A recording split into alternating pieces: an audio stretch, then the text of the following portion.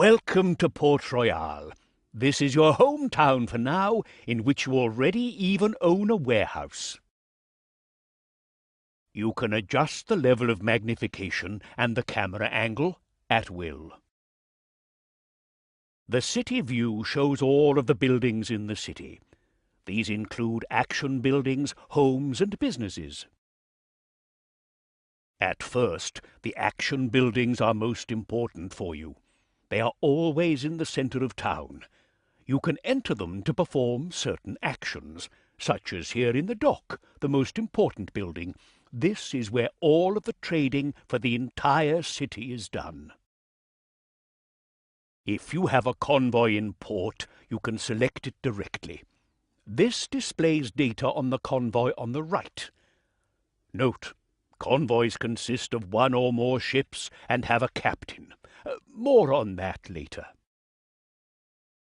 To send your convoy out, you must first leave town and go to the nautical chart. Here all the cities you know are shown. You can adjust the area shown and zoom level just the same as in the city. Select a destination city for your convoy, and then select Send Convoy Here. Now you can see which route your convoy will take. If you have nothing else to do, you can also speed up time. Once your convoy has arrived in another city, you can then trade there. You can either enter the city or trade directly between the city and your selected convoy. In the trading window, the goods on board your convoy are displayed on the right. In order to sell them, select the goods and move the slider towards the city. Then confirm the trade.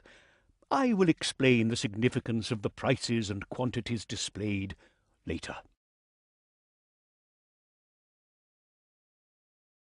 I now want to tell you more about products and prices. Most importantly, there are 20 different commodities, and each commodity is required in every city. But any one city can only produce a maximum of 5. The commodities must therefore be traded between cities.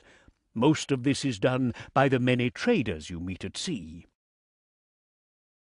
When a city produces a commodity, they usually also end up with surpluses, which you can buy cheap. If you then sell them somewhere where that same commodity is scarce, you will receive a much higher price. In the beginning, these trading profits will be your main source of income. In the trading window, those commodities which can be produced in the city are marked. The current stock of the commodities will also be displayed. Remember, only buy when 2 or more bars are showing, and only sell at less than 2 bars. For example, Port-au-Prince produces sugar, and therefore often has a large amount left over for export. If you buy this product now, the displayed price per barrel may change, because the more goods you buy, the scarcer that commodity is in the city. This can lead to the price rising sharply, because it is always subject to the law of supply and demand. So always watch both the price and the stock of any given commodity. Although Port Royale produces no sugar, it does need some for its citizens and rum production, and indeed the price of sugar is actually higher than the average price paid. Of course, the law of supply and demand also applies when selling a product.